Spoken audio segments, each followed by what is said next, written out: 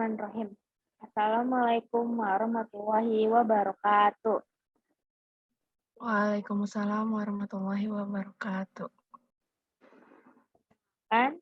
Kami dari kelompok 7 dari kelas 11 IPA 3 akan mempresentasikan materi ekonomi tentang kebijakan dan strategi pembangunan.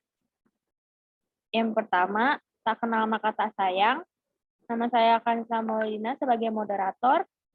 Ada partner saya, Belva dan Salwa sebagai pemateri, dan Namira dan Wilona sebagai penjawab sesi tanya-jawab kita. Belva akan menjelaskan materi tentang kebijakan ekonomi. Ya. Apa itu kebijakan? Kebijakan adalah tindakan mencakup aturan-aturan yang terdapat di dalam suatu kebijakan. Kalau kebijakan ekonomi adalah tindakan pemerintah suatu negara dalam menetapkan kebijakan atau keputusan di bidang ekonomi. Kebijakan ekonomi dibagi menjadi 3, yaitu yang pertama kebijakan mikro. Kebijakan pemerintah yang ditujukan pada semua perusahaan tanpa melihat jenis kegiatan yang dilakukan oleh atau di sektor mana atau di wilayah mana perusahaan mana yang bersangkutan beroperasi.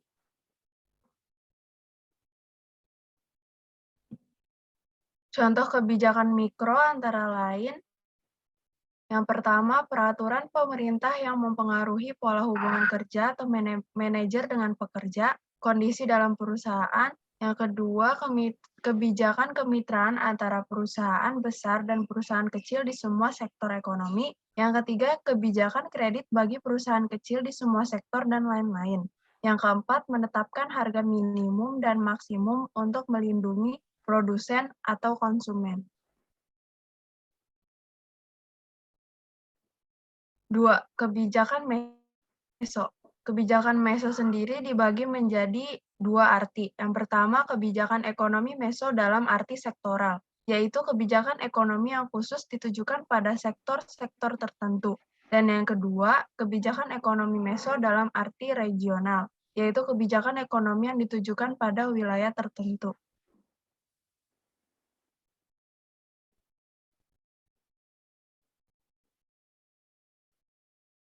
Contoh dari kebijakan meso dalam arti sektoral yaitu setiap departemen pemerintah mengeluarkan sendiri yang bisa sama atau berbeda untuk mengeluarkan kebijakan sendiri yang bisa sama atau berbeda untuk sektornya. Kebijakan ini mencakup keuangan, distribusi, produksi, tata niaga, sistem pengadaan bahan baku, ketenaga kerjaan, termasuk sistem penggajian, investasi, jaminan sosial bagi bekerja, dan sebagainya. Contoh kebijakan meso dalam arti regional, misalnya kebijakan industri regional di kawasan timur Indonesia atau KTI yang mencakup kebijakan industri regional, kebijakan investasi regional, kebijakan fiskas regional, kebijakan pembangunan infrastruktur regional, kebijakan pendapatan dan pengeluaran pemerintah daerah, kebijakan distribusi pendapatan regional, kebijakan pendapatan,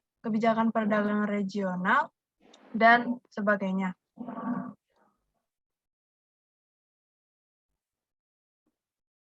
Yang ketiga, kebijakan makro. Kebijakan ini mencakup semua aspek ekonomi pada tingkat nasional, misalnya kebijakan uang ketat atau kebijakan moneter.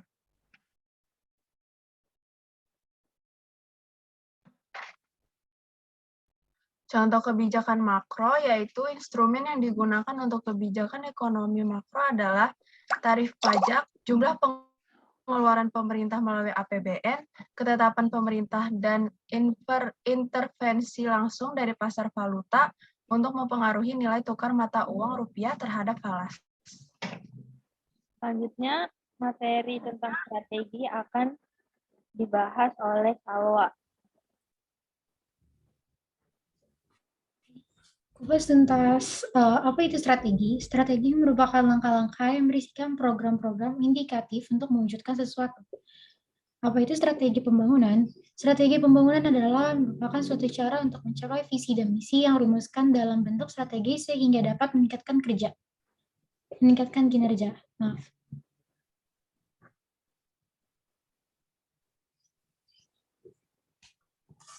Kalian tahu kenapa Indonesia dikategorikan sebagai negara berkembang dan Amerika sebagai negara maju?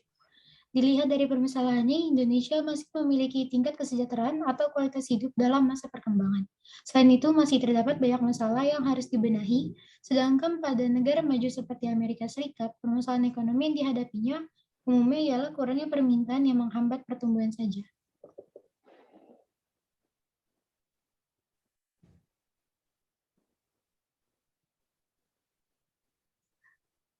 Tapi tentang permasalahan tadi bisa diselesaikan dengan sesuatu yang bernama kebijakan dan strategi pembangunan ekonomi. Caranya dengan satu, meningkatkan kualitas pendidikan. Karenanya pendidikan selalu diutamakan dalam setiap pembahasan strategi dan kebijakan untuk memajukan pembangunan ekonominya. Selain itu, pendidikan mendorong produktivitas yang kemudian dapat meningkatkan pendapatan negara.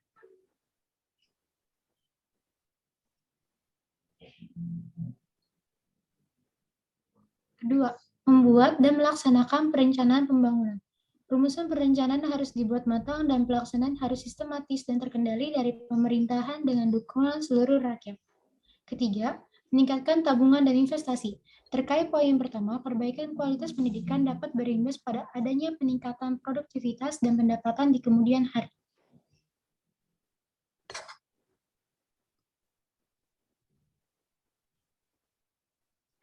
Keempat, mengembangkan kegiatan ekonomi.